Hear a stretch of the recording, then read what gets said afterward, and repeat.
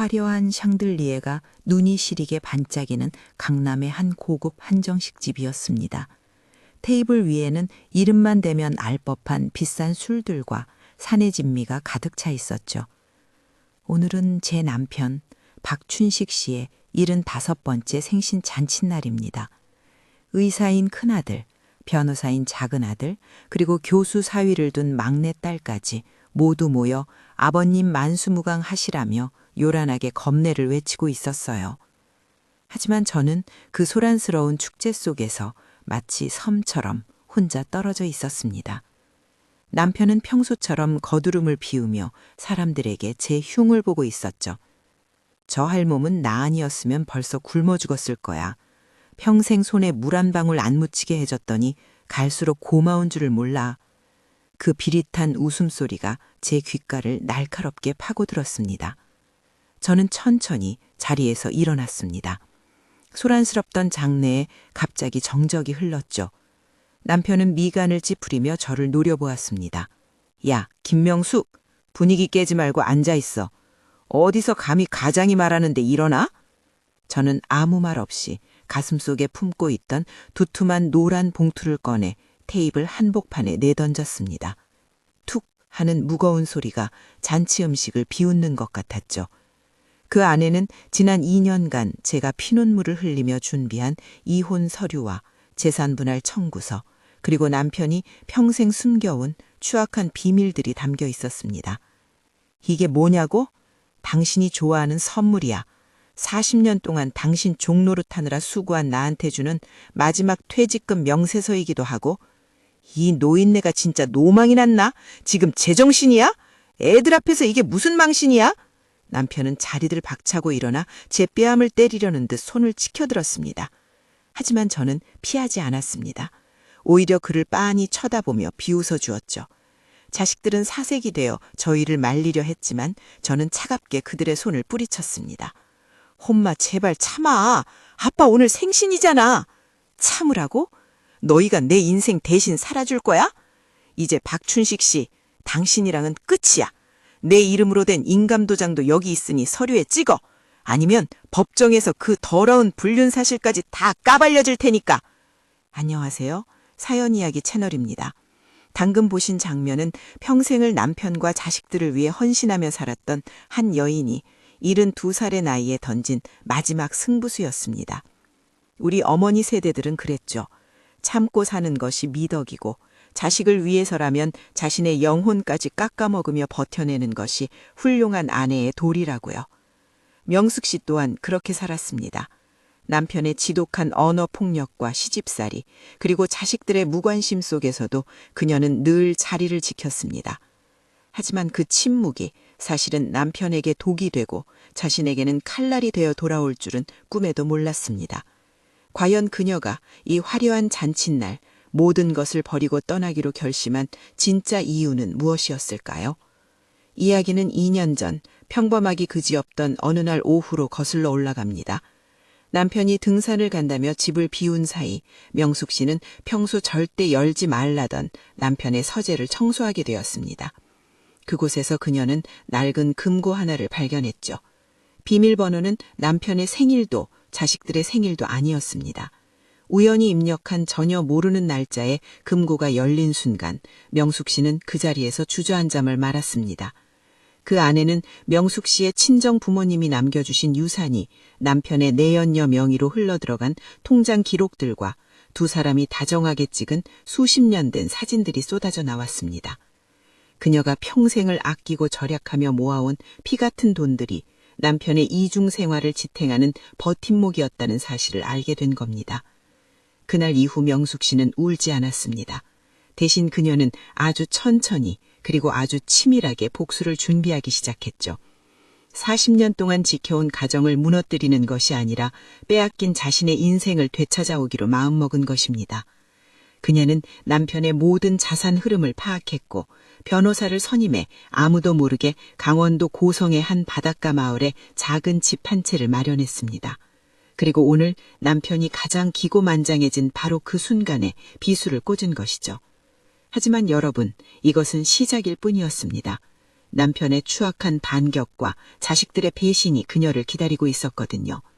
과연 명숙 씨는 무사히 그 지옥 같은 집을 빠져나와 자신만의 바다에 도착할 수 있을까요? 그때까지만 해도 그녀는 몰랐습니다. 이 문을 나서는 순간 그녀 앞에 어떤 충격적인 진실이 더 기다리고 있을지를요. 명숙 씨의 집은 경기도의 한적한 곳에 위치한 크고 화려한 단독주택이었습니다.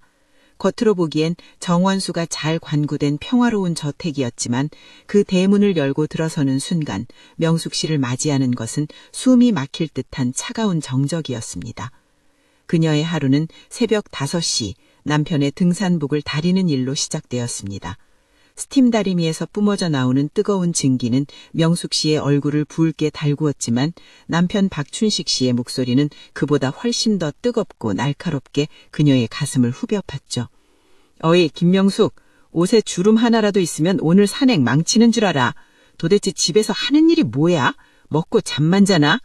남편에게 아내는 동반자가 아닌 월급 한 푼 안 줘도 되는 유능하고 고수분한 식모일 뿐이었습니다. 식사 시간은 명숙 씨에게 가장 고통의 시간이었습니다. 남편은 국이 조금만 식어도 수저를 식탁에 거칠게 내던지며 소리를 질렀습니다. 이걸 국이라고 끓여왔어? 개도 안 먹겠다. 당신 친정에서는 음식을 이따위로 가르쳤나? 친정 이야기가 나올 때마다 명숙 씨는 입술을 깨물며 참아야 했습니다.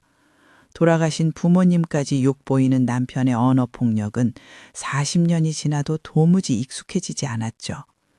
그녀는 남편이 밥을 다 먹을 때까지 식탁 구석에 서서 그의 눈치만 살폈습니다. 남편의 밥그릇이 비워질 때쯤이면 명숙 씨의 마음은 이미 수천 갈래로 찢어져 너덜너덜해진 상태였습니다. 더욱 그녀를 절망하게 만든 것은 자식들이었습니다. 의사가 된 큰아들과 변호사가 된 작은아들은 가끔 집에 들러 화려한 식사를 즐기면서도 엄마의 멍든 가슴은 보려하지 않았습니다. 엄마, 아버지가 원래 성격이 불같으시잖아. 그래도 우리 이렇게 키워주신 분인데 엄마가 좀 참아. 그래야 집안이 조용하지. 자식들에게 명숙 씨의 희생은 너무나 당연한 상수였습니다. 엄마는 응당 그래야 하는 존재, 어떤 수모를 당해도 가정을 지켜야 하는 성녀여야만 했던 것이죠.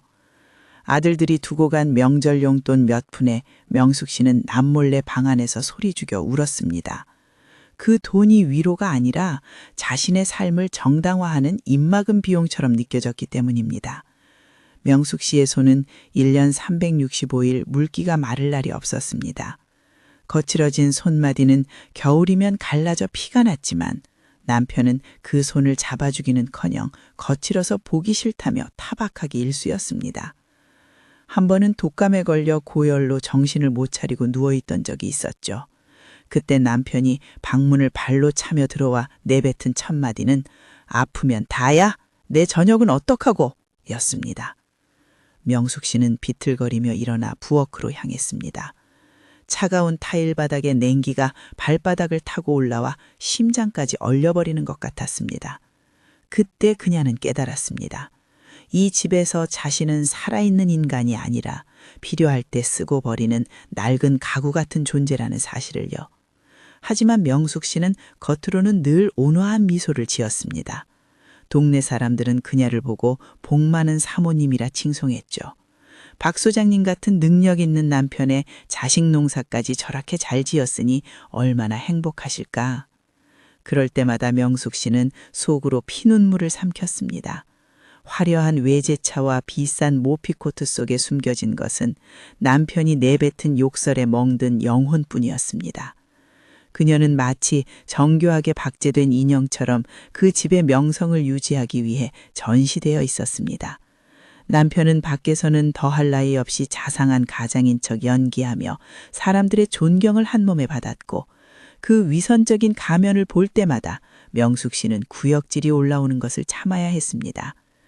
그렇게 40년을 버텼습니다.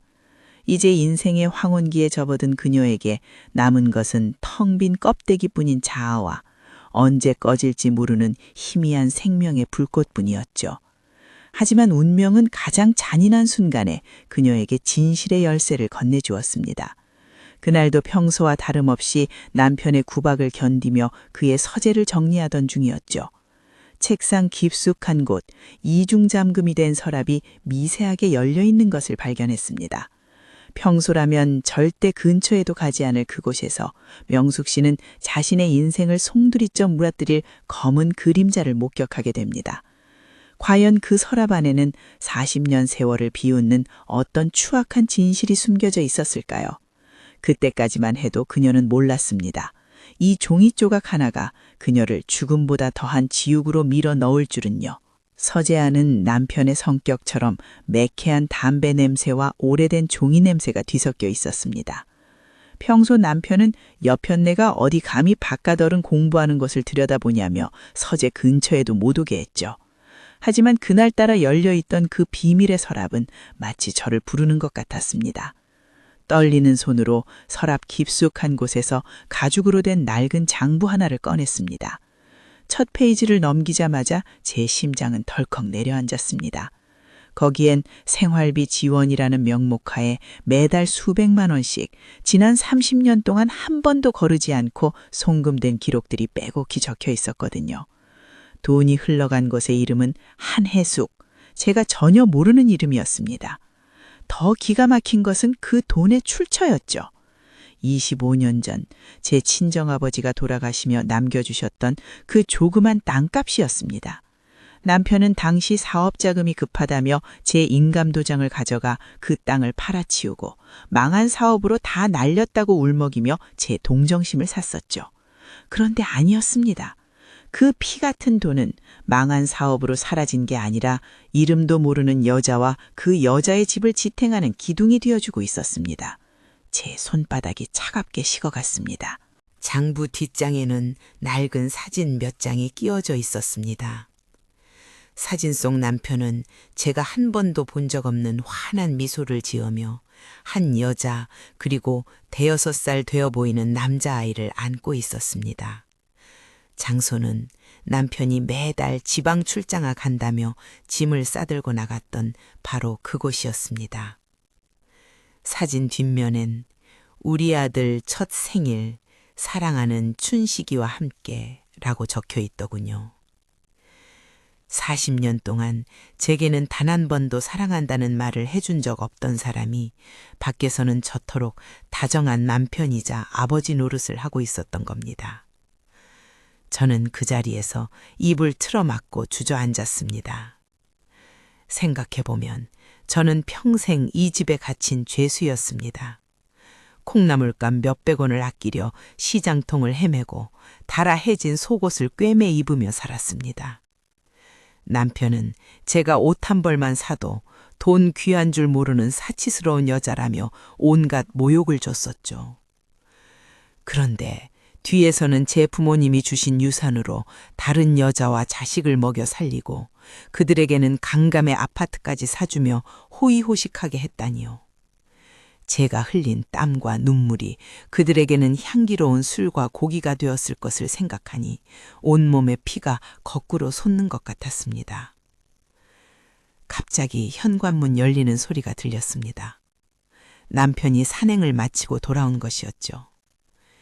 야, 김명숙, 물 안 받아놓고 뭐해? 쩌렁쩌렁 울리는 그 목소리가 예전에는 공포였다면 이제는 짐승의 울음소리보다 더 역겹게 들렸습니다. 저는 미친 듯이 떨리는 손을 진정시키며 장부와 사진을 원래대로 넣고 서랍을 닫았습니다.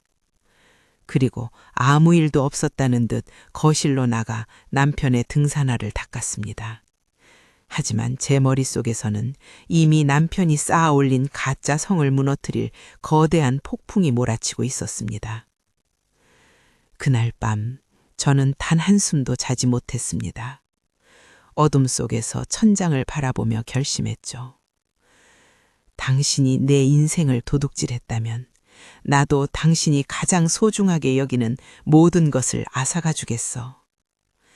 저는 다음 날 아침 일찍 40년 만에 처음으로 남편에게 거짓말을 하고 집을 나섰습니다. 제가 향한 곳은 동네 복덕방이 아니라 서울에서 가장 유능하다는 이혼 전문 변호사 사무실이었습니다. 하지만 복수의 길은 생각보다 험난했습니다. 남편은 이미 제 모든 움직임을 감시하고 있었거든요. 그때까지만 해도 그녀는 몰랐습니다. 자신이 변호사를 만나러 간 그 시각, 남편이 이미 그녀의 등 뒤에 칼을 꽂을 준비를 끝냈다는 사실을요. 변호사 사무실의 문을 열고 들어서던 그 순간을 잊지 못합니다. 에어컨 바람조차 서늘하게 느껴지던 그곳에서 저는 40년 동안 제 목을 조여온 인내라는 이름의 족쇄를 비로소 마주하게 되었습니다. 변호사는 제 사연을 듣더니 깊은 한숨을 내쉬더군요. 사모님, 지금까지 어떻게 참으셨습니까? 이건 인내가 아니라 학대입니다. 그 한마디에 댐이 타진 듯 눈물이 쏟아졌습니다.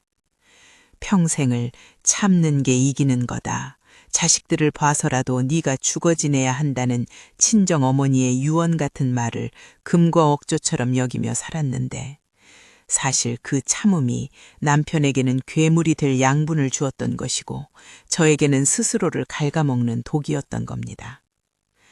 하지만 슬퍼하고 있을 시간은 없었습니다.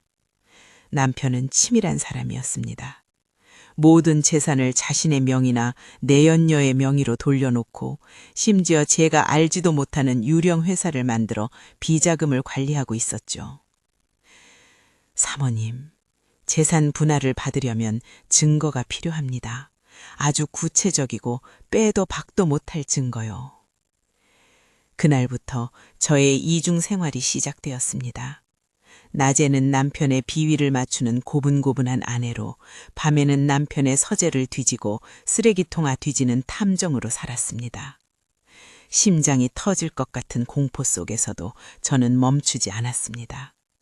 남편이 잠든 사이 그의 휴대폰을 복제하고 그가 버린 영수증 조각들을 이어붙이며 흩어진 퍼즐을 하나씩 맞춰나갔습니다. 2년이라는 시간은 지독하게 길고도 짧았습니다. 남편은 가끔 제 변화를 눈치챈 듯 날카로운 눈빛을 보였지만 저는 더 완벽하게 연기했습니다. 그가 좋아하는 반찬을 평소보다 더 정성껏 준비했고 그가 내뱉는 모욕적인 언사에도 아무렇지도 않듯 미소 지었습니다. 속으로는 그래, 마음껏 짓거려라. 네가 가진 그 화려한 껍데기 내가 다 벗겨줄 테니까 라고 외치면서요. 한편으로는 제가 도망칠 곳을 마련했습니다. 어느 날 무작정 기차를 타고 떠난 강원도 고성의 바닷가 마을. 그곳에서 저는 작고 낡았지만 파도 소리가 선명하게 들리는 구옥 한 채를 제 명의로 계약했습니다. 평생 남의 집을 쓸고 닦던 제가 처음으로 갖게 된 진짜 내 집이었습니다. 그 바닷가 집은 제게 산소호흡기 같았습니다. 숨이 막힐 듯한 남편의 집에서 버틸 수 있었던 건 언제든 떠날 수 있는 저만의 안식처가 있다는 희망 때문이었죠. 저는 틈틈이 그곳으로 제 짐을 조금씩 옮겼습니다. 큰 짐은 눈에 띄니 제가 아끼던 낡은 일기장, 부모님이 남겨주신 손때 묻은 반지꼬리, 그리고 제가 직접 뜬 작은 담요 같은 것들 말이죠. 하나씩 짐을 옮길 때마다 제 영혼의 일부도 그곳으로 먼저 탈출하는 것 같았습니다. 남편은 제가 봉사활동을 다니는 줄로만 알고 있었습니다. 제가 자신의 목을 조일 밧줄을 꼬고 있다는 사실은 꿈에도 모른 채 말입니다. 마침내 모든 준비가 끝났습니다. 변호사로부터 모든 증거 수집이 완료되었고 승소 확률이 매우 높다는 전화를 받은 날 저는 거울 앞에 섰습니다. 거울 속에는 40년 전 순진했던 새색시도 남편의 호통에 벌벌 떨던 겁쟁이 할머니도 없었습니다. 오직 자신의 삶을 되찾기 위해 칼을 간 단단한 여인만이 서 있었죠. 저는 남편의 75번째 생신잔치를 D-Day로 잡았습니다. 가장 화려하게 타오르는 순간에 그의 불을 꺼버리는 것. 그것이 제가 선택한 최고의 복수였습니다. 이제 남은 것은 그 화려한 지옥을 걸어 나오는 마지막 발걸음뿐이었습니다. 하지만 운명은 늘 마지막에 장난을 치기 마련입니다. 잔치를 하루 앞둔 밤 남편이 예고도 없이 제 방으로 들어왔습니다. 그의 손에는 제가 고성집을 계약할 때 썼던 인감도장 주머니가 들려 있었습니다. 야, 김명수, 너 요즘 어디 다녀? 이 도장은 왜 주머니에서 굴러다니고 있어? 너 나 몰래 무슨 짓 하고 다니는 거야? 남편의 서늘한 목소리가 제 심장을 꿰뚫었습니다. 2년간의 치밀한 준비가 물거품이 될 위기의 순간 제 손끝이 미세하게 떨리기 시작했습니다. 과연 저는 이 위기를 넘기고 그 화려한 잔치상 앞에 설 수 있을까요? 그때까지만 해도 저는 몰랐습니다. 남편이 이미 제 뒤를 캐고 있었다는 소름 끼치는 사실을요. 남편의 서슬퍼런 추궁 앞에 제 심장은 멎을 것만 같았습니다. 하지만 저는 40년 동안 지옥에서 단련된 배우였습니다. 저는 차분하게 남편의 손에서 도장 주머니를 뺏어들며 말했죠. 당신 생신 선물로 작은 상가 하나 보러 다녔어요. 당신 퇴직하고 나면 소일거리라도 있어야 할 것 같아서요. 근데 아직 확실치 않아서 비밀로 하려던 건데. 남편의 의심 가득한 눈빛이 서서히 풀리더니 이내 거만한 웃음으로 바뀌더군요. 주제에 그런 건 나한테 물어보고 해야지. 하여튼 칠칠치 못하긴. 그 비아냥거림이 그날 밤만큼은 고맙게 느껴졌습니다. 저는 그렇게 위기를 넘기고 마침내 운명의 잔칫날 테이블 앞에 서류를 던질 수 있었던 겁니다. 이게 다 뭐야? 네가 정말 죽고 싶어 환장했구나. 다시 잔치상 앞.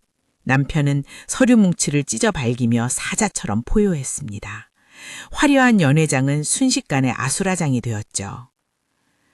저는 그 난장판 속에서 아주 우아하게 의자에 앉았습니다. 그리고 떨리는 손으로 와인 한 잔 들이켰죠. 찢어봐요. 그건 복사본이니까. 원본은 이미 법원과 당신 내연녀 집과 당신이 제일 무서워하는 감사실에 가 있거든. 남편의 얼굴이 순식간에 흑빛으로 변했습니다. 방금까지 호통치던 입술이 보기 좋게 덜덜 떨리기 시작했죠. 그 쾌감은 40년의 한을 씻어내기에 충분했습니다. 엄마, 이게 대체 무슨 망신이야? 아빠가 좀 실수할 수도 있지. 어떻게 자식이 다 보는 앞에서 이러실 수가 있어요? 큰아들의 외침에 제 가슴은 다시 한번 무너졌습니다. 의사가 되어 남의 병은 고친다는 놈이 제 엄마 가슴에 돋아난 커다란 암덩어리는 외면하고 있었던 겁니다. 실수? 30년 동안 다른 여자랑 살림 차리고 내 친정 유산까지 갖다 바친 게 실수라고? 너희도 다 알고 있었지? 아빠가 너희 병원 차려주고 아파트 사줄 때 그 돈이 어디서 났는지 몰랐을 리가 없잖아. 자식들은 약속이라도 한 듯 고개를 떨구었습니다. 그들의 침묵은 가장 잔인한 긍정이었습니다. 저는 가방에서 태블릿 PC 하나를 더 꺼내 테이블 위에 놓았습니다.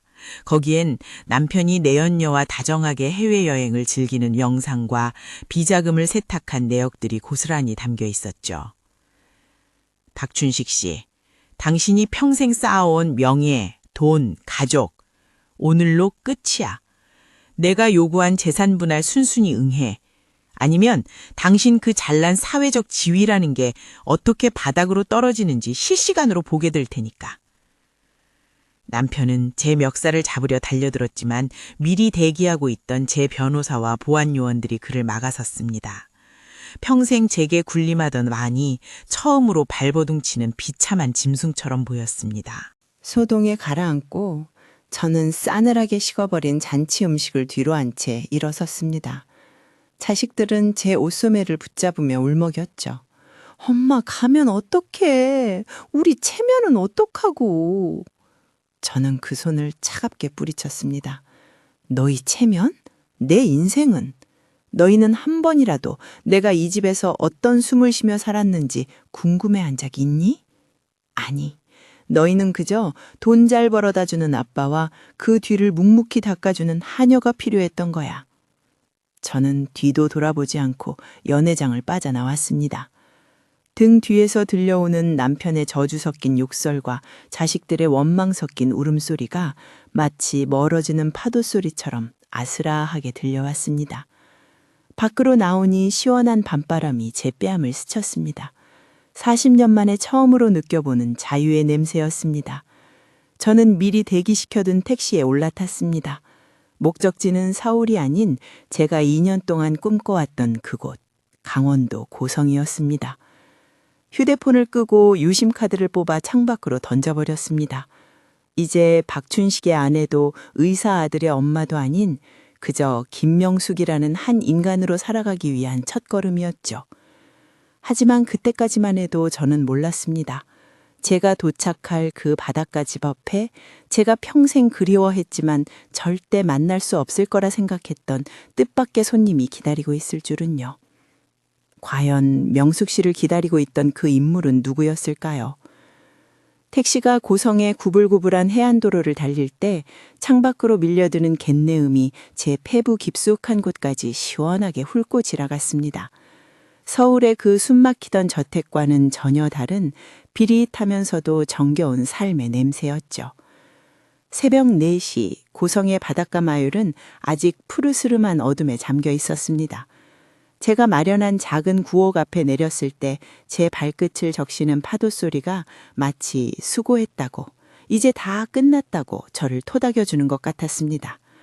그런데 집 앞에 웬 낯선 차 한 대가 세워져 있고 마당 평상에 누군가 웅크리고 앉아있는 게 보였습니다. 도둑인가 싶고 가슴이 철렁 내려앉던 그 순간 그 형체가 고개를 들었습니다. 언니, 나야, 미니. 제 입에서 낮은 비명이 터져 나왔습니다. 30년 전 남편이 친정 식구들이 우리 재산 빼먹으려 한다며 가진 모함과 협박으로 강제로 인연을 끊게 했던 제 하나뿐인 여동생 미니였습니다.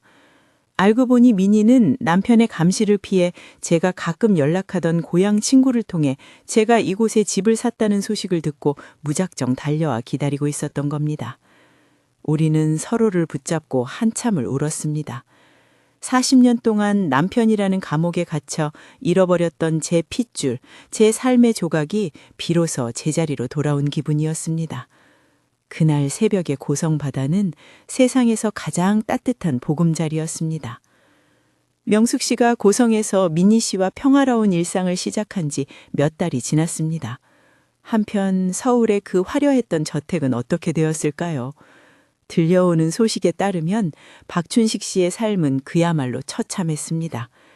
평생 손끝 하나 까딱 안 더는 양반이라 라면 하나 제대로 못 끓여 설익은 면발로 끼니를 태우고 있다더군요. 그 잘난 내연녀요? 명숙 씨가 남편의 모든 계좌를 동결시키고 재산분할 소송을 제기하자마자 돈 냄새가 사라진 것을 눈치채고는 남편의 등 뒤에 침을 뱉으며 떠났다고 합니다. 이제 그는 아무도 없는 차가운 집에서 자신의 위선이 만들어낸 유령들과 싸우며 비참한 노후를 보내고 있습니다. 자식들 역시 예외는 아니었습니다. 아버지는 어머니에게 소송을 당해 재산의 절반 이상을 빼앗기게 생겼고 어머니는 연락을 완전히 끊어버리니 그들이 그토록 중요하게 여기던 우아한 집안의 가계부는 박살이 났죠. 이제야 엄마의 빈자리를 느꼈는지 하루에도 수십 통씩 참회의 문자를 보내오지만 명숙 씨는 단 한 통도 답장하지 않습니다. 대신 그녀는 매일 아침 미니 씨와 함께 직접 내린 향긋한 커피를 들고 바닷가를 산책합니다. 직접 일군 작은 텃밭에서 상추를 따고 파도 소리를 자장가 삼아 잠이 드는 지금이 명숙 씨 생애 가장 빛나는 전성기입니다. 40년 만에 되찾은 그녀의 이름 김명숙 석자가 비로소 바닷바람에 당당하게 휘날리고 있습니다. 여러분, 오늘 명숙 씨의 이야기를 들으며 어떤 생각이 드셨나요? 참는 것이 미덕인 시대는 끝났습니다. 나를 파괴하면서까지 지켜야 할 관계는 그 어디에도 없습니다. 인생의 황혼은 결코 늦은 시간이 아닙니다. 오히려 나를 억눌렀던 모든 의무에서 벗어나 오로지 나로 살 수 있는 가장 축복받은 시간이죠. 명숙 씨가 용기 내어 던진 그 노란 봉투는 단순히 이혼 서류가 아니었습니다. 그것은 자신을 구원하겠다는 강력한 선언이었죠. 지금 이 순간에도 혼자만의 감옥에서 눈물 짓고 계신 분들이 있다면 명숙 씨의 용기를 기억하세요. 당신의 바다는 생각보다 가까이 있을지도 모릅니다. 오늘 사연은 여기까지입니다. 긴 시간 함께 해주신 시청자 여러분, 진심으로 감사합니다. 명숙 씨의 새로운 시작을 응원하신다면, 그리고 여러분의 인생에도 시원한 사이다 같은 반전이 일어나길 바란다면, 저희 사연 이야기 채널 구독과 좋아요, 그리고 알림 설정까지 꼭 부탁드립니다. 여러분의 소중한 사연도 기다리고 있습니다. 댓글로 여러분의 생각과 응원을 남겨주세요. 저는 더 깊은 감동과 전율이 있는 다음 사연으로 다시 찾아뵙겠습니다. 오늘도 가장 나다운 행복한 하루 보내시길 바랍니다. 지금까지 사연 이야기였습니다. 감사합니다.